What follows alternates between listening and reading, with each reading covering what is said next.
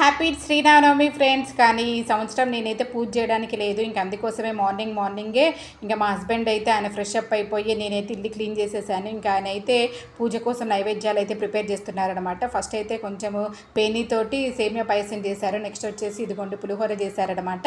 ఈ పులిహోర పేస్ట్ బయట నుంచి తీసుకొచ్చారండి. ఇంకా దాంతో కొంచెం పులిహోర చేశారు. నెక్స్ట్ వచ్చేసి వడపప్పు కూడా నానబెట్టేసి ఇంకా పానకం మెయిన్ కాబట్టి ఇంకా పానకం కూడా చేశారు. ఇంకా ప్రసాదాలన్నీ ఇంకా పెట్టుకున్నారనమాట.